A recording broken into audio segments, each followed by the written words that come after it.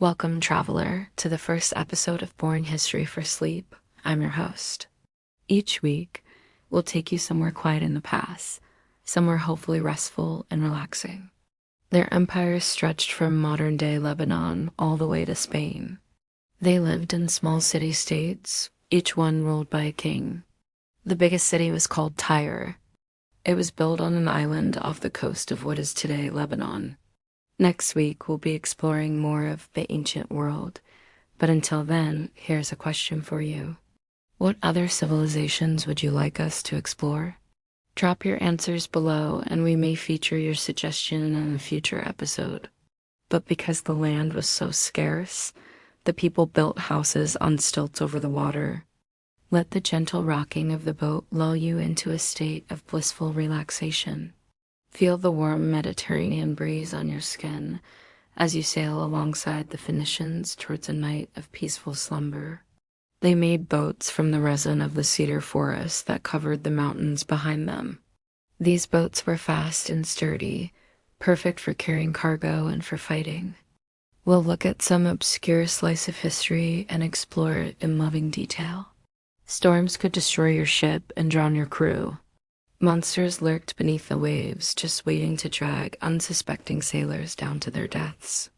All along the coast, they'd watch the ships return to port, praying that they arrived safely. If the ship had lost its purple sails in the storm, well, then the men on board were probably dead.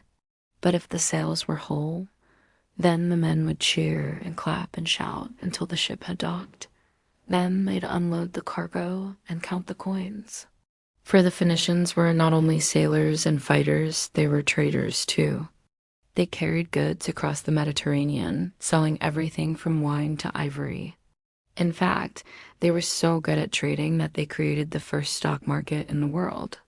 And there was no such thing as a life raft. So if you fell overboard, you'd better hope that the current didn't sweep you out to sea, or you'd be swimming with the fishes. To protect themselves against these dangers, the Phoenicians developed a special kind of religion. Instead of believing in many gods, they believed in one god who controlled the sea. They called him Melkart. Every year, they held great festivals in his honor, complete with parades, music, and animal sacrifices.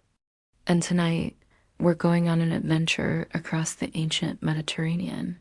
We're going to meet the Phoenicians. The Phoenicians were sailors and traders from the eastern Mediterranean. But life on the water wasn't easy. As the sun began its slow journey toward the horizon, the people would pile onto the docks. And that, my little historians, is the story of the Phoenicians. Now close your eyes, my little historians, and imagine yourself on a peaceful voyage across the ancient seas.